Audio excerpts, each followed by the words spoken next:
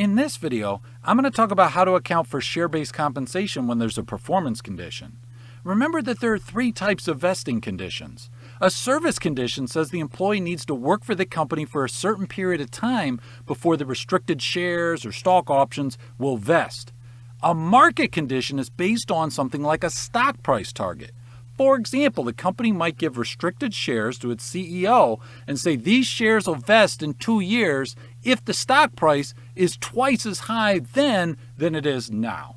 Okay. A performance condition is based on something related to the company's performance, such as a sales revenue target, a profit target. So they might say, okay, if net income is 40% higher, next year, then you will get these shares or you will get these stock options and so forth. Okay. So something related to the company's performance, and that's what we're going to be talking about in this video. So when it comes to a performance condition, the company only needs to record compensation expense if it is probable that the performance condition will be met. Now, what is probable? Well, this is a subjective decision made by management. Okay, so management needs to go at the end of each reporting period and say, okay, what is the target? What is the performance condition that needs to be met? And then make an educated guess about whether this performance condition will actually be met in the future. Okay, and they need to reassess this at the end of each reporting period. So let's do an example, and we're going to ignore taxes. We'll do an example with a restricted stock award. Normally, a restricted stock award would create a deferred tax asset, but we're not going to worry about that. I'll make a separate video where I talk about the tax effects of a restricted stock award. So we got a company that's going to grant 25,000 shares, common shares to its CEO January 1st, 2024. So that's the grant date. And the stock price on the grant date is $8 a share, and then there's a $1 par value per share for the company's common shares.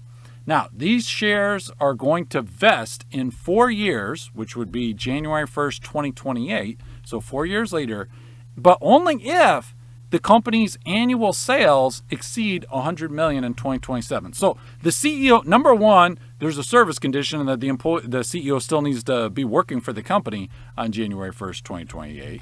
But in addition, it's not enough that the CEO still have their job on January 1st, 2028. There's this performance condition of they're going to look and say, okay, in 2027, right, the last year of the vesting period, did the company's sales exceed $100 million? If not, then the CEO is not going to get to keep these shares. They're not going to vest on January 1st, 2028, even if the CEO is still employed with the company. Okay, so this is beyond just saying, hey, you still need your job on that date for the shares to vest. You also have to get the company's sales to be over $100 million. So we've got a performance condition.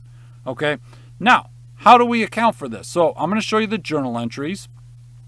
It all comes down to, does the company, at the end of each period, you have to say, do they believe it's probable that this performance condition will be met? So at the end of 2024, the company has to say, okay, do we think that for 2027, in the future, that sales will exceed 100 million? And let's say they say, yeah, the answer is yes. It's probable that the performance condition will be met.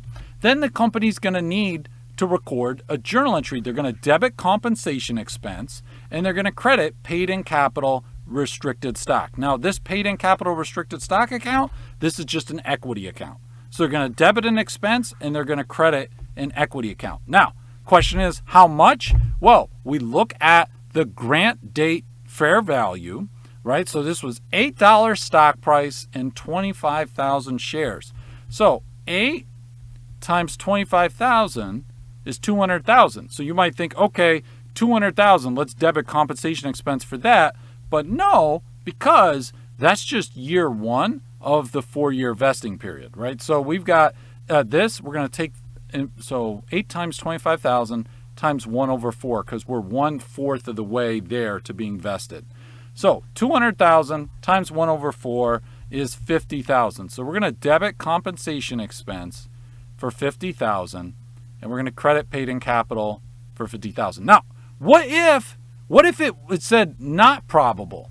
If it said not probable, so this is a hypothetical now. Obviously, it says probable, but what if it said not probable? In that case, we wouldn't have any journal entry at all. If it said this is not probable the performance condition is going to be met, then we don't need to record any compensation expense. Okay? So, but in this scenario, we're saying end of 2024, year one of the vesting, they say, you know what, we think we're going to hit this performance condition. Okay? Now, year two, end of 2025, company changes its mind. Now they say, well, new information has come to light. Maybe the company's business performance has declined, whatever. And now, at the end of 2025, they have reassessed, because it's a new reporting period, and they say it is not probable. The company does not believe it is probable the performance condition will be met. Now, you might be thinking, well, okay, no journal entry, because before I said up here, if it was not probable, there'd be no journal entry. But that was at the beginning, before any compensation expense had been recorded. Now, we're saying it's not probable, but in 2024, they recorded comp expense. So what you have to do, because now it's not probable, but they previously recorded comp expense, you have to reverse that. So you see, I'm crediting compensation expense and debiting paid-in capital to reverse what was recorded earlier. So that's just going to be $50,000. But now it's, again, the debits and credits, the accounts have been reversed. Now, let's say that it said that, okay, again, this is a hypothetical. If it had said at the end of year one, it was not probable, and then year two was also not probable, then it'd be no journal entry for year one, no journal entry for year two. The reason there's a journal entry for year two, even though it's saying not probable, is because it was probable before. You recorded compensation expense before, but now you're saying, well, now it's not probable. Okay, we need to reverse the compensation expense that we recorded before. Okay? Now, year three, company believes now it is probable. So they've changed their mind. It's the end of year three. They've reassessed, because you got to reassess at the end of each reporting period. It's probable the condition will be met. Maybe business performance picked up, whatever. They say, okay, now we think this condition is going to be met. So we say, all right, well, given that it was the grant date stock price was $8, and there's 25,000 shares, so that was 200,000. But now we're 3/4 of the way to vesting. So 200,000 times 3/4 is 150,000. So we're going to record 150,000 of comp expense. Now, if another way of thinking about it is this, you recorded 50 here, but then you reversed it here. So you really have recorded no comp expense net basis prior to end of 2026. So now that we're saying it's probable, then it's like, okay, well, 50,000 should have been recorded each year. Had we known this all along, that it was probably that we recorded 50,000 each year. So this is basically like catching up. It's like 3 years worth of compensation expense being recorded at once. Okay, so that's a couple different ways of thinking about it. Now, end of 2027, the company either sees immediately, okay, we hit the target because we exceeded 100 million in sales for 2027. Or at the end of the closing process, they'll figure that out. In any way, they either say it's probable or we already know that we hit the target. We did more than 100 million in sales for 2027. So we've got this target.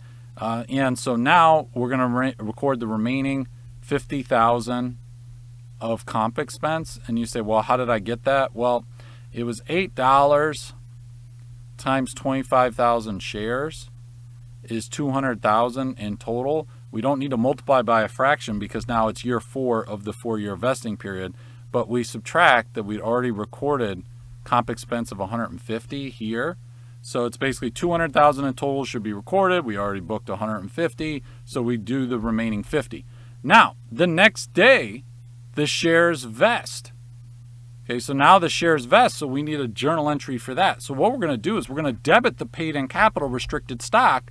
Why? It's no longer restricted. Now, if you made a T account for it, you'd see we're at a balance of 200,000. So we're going to debit paid-in capital restricted stock for 200,000.